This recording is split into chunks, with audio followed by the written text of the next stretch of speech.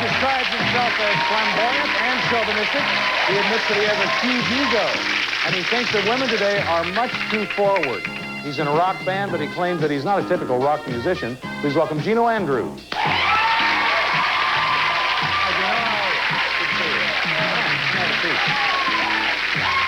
Well, so, I mean, you look like something between a novelist and a rocker. Yeah, right in between. Yeah. It's funny when you start talking about rock and roll, people think, oh, you're into drugs and sex and rock and roll. No, not everybody. Not obviously. everybody, but people will see the image and that's what they get. But rock and roll, yes, but on the other side of it, I'm pretty traditional. I go for a real monogamous type of person. I work with kids at a church group and stuff like that, so... Oh, so you have a good balance there. Now, a lot of people are very confused just because you like rock and roll or you're involved in it, but you've got to be that other kind of situation. That's and true. That's not necessarily true. Now, what way do you think women are too forward? I think we're role reversals in society now. Girls feel like they can come off real strong, especially with, like, the rock type guy, and it's like, I get approached sometimes, not often, but sometimes it happens. A girl thinks, oh, here's an easy mark, so if I live real close here, you want to go? And it's just like, no, I don't think so. It kind of scares me when they make those approaches like that. But I think they feel like they can because it's accepted in society today to do that. Do you think it shouldn't be accepted? I'm real... You know, because I would have a feeling that men as well as women, a lot of times they see someone that they really like and they think, if I don't make the first move, a first move will never be made. So, you know, I'm going to do it, even though you may be uncomfortable with it. That's true, but... it just doesn't strike you. Yeah, I kind of like the romance thing, where the guy makes the move and... Yeah. Okay. We're going to take a look at the tapes that Geno saw. Remember, you're going to vote again. First, there was Karen. She was born in Puerto Rico, and she'd like to date a man who acts like John Goodman. Roseanne's TV husband, that is. Now, she thinks that she might meet a guy like that at a baseball game. She's been known to date 2 guys at a time, and here's what happened when she was going out with one and the other showed up. We were driving down the driveway to leave, and here comes the other guy in the car this way, and he sees us and chased us down the street. We got to a stoplight. He got out of the car and banged on the windows, and it was really scary. I mean, I was really embarrassed, and I ended up getting engaged to that guy, but I didn't end up marrying him. Okay, next there's Whitney. She was born in Athens, Georgia, and when she doesn't have a date, she likes to go to the movie and then pig out with her friends. She admits that when one of her dates goes sour, she calls a friend to come and bail her out. And here are Whitney's thoughts on how men change in a relationship. First of all, they're so loving, caring, concerned with everything you're doing, and then when it's not like, you know, get it yourself or everything else, when they're not willing to open your car door or anything anymore, that's when you know. You know, they're getting back into their own modem. They figure that they have you within an entrapment, so, you know, that you've gotten into their style of life so they can just go back to being the way they were. Their Prince Charming mode is over after 3 months. Okay. Finally, Andrea, she criticizes most of the men for not taking the time to discover what really pleases a woman. She enjoys listening to live bands, shopping, and eating. She dates about twice a week, and here's one of the strangest dates she ever had. And he said, well, let me see your lingerie. And I thought, okay, he's going to want me to model this lingerie. Instead, he pulls it out, and he goes in the bathroom, and he starts trying my lingerie on. And, yeah, he came out, and he was like, oh, it was pretty bad. Holy cow. Well, the things people go through, I mean, you wonder sometimes. All right, those are the 3 women that Geno had to choose from. It's time for you to vote. Who do you think would be the best lady?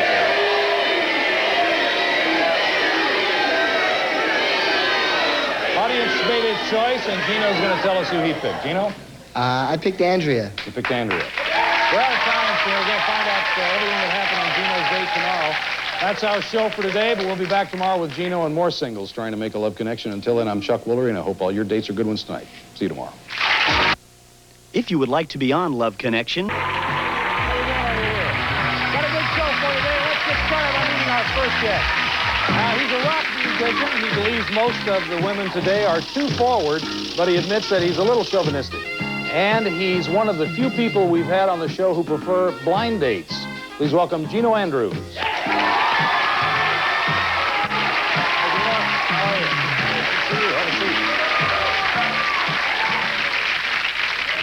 Ooh, this is very scary stuff. I know. You prefer blind dates, really? I do. Why? I do. Well, I'll tell you, if you've set up a real fun evening with somebody who is somebody you've never met before, right, you can relax. You can have a great time, and if it goes well, it goes well. If it backfires, you never have to see him again. But if this is somebody you've kind of had your eye on for a long time, you spent a lot of hours talking, and you're getting close, this can either send her over the edge to really like you, and it's like, or on the other side, it can backfire, and then you've got no chance at a friendship in the future. So, All right. it's a lot easier and a lot more comfortable with the blind date. Going to bring everybody up to date on what happened yesterday. We showed the audience Geno's 3 choices. They voted on which one they thought would be best for him. We're going to take a look at them and catch you up. First, Karen, she's been known to date 2 guys at a time. And Whitney, when she doesn't have a date, she likes to go home and pig out with her friends. Each. Andrea, she says most men just aren't very interested in finding out what pleases a woman. Now, the audience vote was recorded yesterday. We'll get to that a little later. Right now, Geno's going to remind us who he chose. I chose Andrea. And there she is. She's backstage. Say hello to Andrea Sutter. Hey, Andrea. Make yourself at home back there, and Geno will get us started. Well, I talked to Andrea on the phone, and she was really down to earth. It seemed like a lot of fun. She said, well, whatever you want to do, it's up to you. It's great. So a friend of mine owed me a favor, and he ended up driving me down to pick her up in his limousine, which was pretty nice. So you pull up in this big limo. Pulled up in the limo, and I went to the door, and I'll tell you, I didn't know what to expect because the videos are always so, you know what to expect. She was great. She was tall and thin and real pretty, and it's great. What'd you think of him? Oh, I thought he was really attractive. I put down on my application I like guys with long blonde hair and blue eyes, and there he was. He was great. So far, so good. So now what happened? We got into the limousine and popped open a bottle of champagne. Of course. Of course. She told me over the phone she was a big Motley Crue fan, so I had a couple of Motley Crue videos. Had a video that I did last year myself for my own music, and Princess Bride in case it went the other way, you know, so it's fully equipped. So now what happened? Well, we drove back up to the Santa Monica area, and we pulled up to the beach where my friend dropped us off, and I had another friend waiting as a waiter. He escorted us to the sand where I had a table set up and a tablecloth. Good for you. Yeah.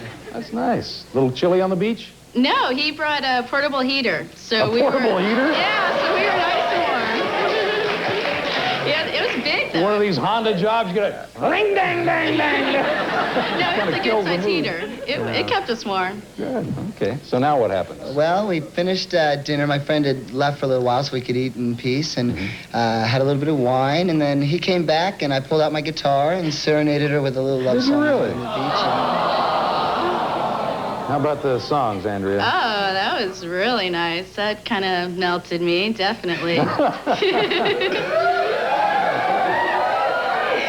So now what happened? We went there, and then we went into Hollywood to another club over there. It was kind of one of those she dress up, look hot. We were looking pretty great that night, so we decided to go there. I parked the car around the corner, and as we were walking around, there was a kind of a mud puddle there on the sidewalk, and instead of throwing my jacket out over the mud puddle, I swept her off her feet and walked her across the mud puddle. So now you go to the club. We got to the club, we were kind of holding hands and hanging out a little bit, and we kind of waited there for about 25, 30 minutes and said, forget this, let's go back to your place and head back down.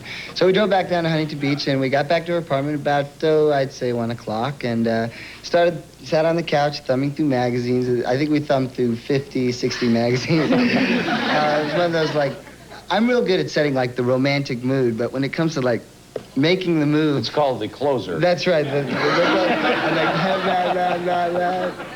So anyway, I kind of leaned across and gave her a kiss on the lips to kind of test the waters, and I didn't get much of a response. I couldn't really tell. What's that all about? Talk to me, Andrea. Well, it was just a little quick kiss, and I wasn't sure through the whole evening if he was attracted to me or not. I thought he liked me, but I wasn't sure if it was just more as a friend or if he was really interested in me. So I wasn't sure what to make of the kiss, if it was just a courtesy kiss or if he really liked me. Well, did you have any other kiss to decide whether he really liked you? Yeah, I did. When I went to walk him to the door to say goodnight, that's when the kissing started.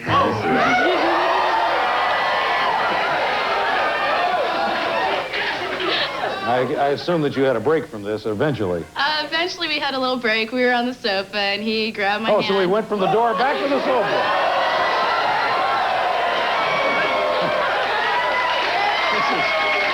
This is like, well, this is pretty good. Why don't we go sit down? So, how'd the date end, finally? Well, finally, I guess we were kissing for 10, 15 hours. Long time. No, well, anyway, she went back to her bedroom, and she went to sleep, and I crashed on the couch, and I caught a couple of hours sleep. And about 5:15, I wrote a little note to her and left it on the dining room table there, and I went home. Nice date. It was great. Good date. Okay, let's take a look and see what the audience picked for you.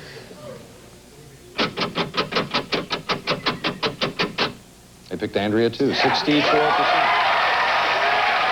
you want to take your audience advice? We're okay for one. I would love to go out with All right her. with you, Andrea? Yeah, it's great. Come on out.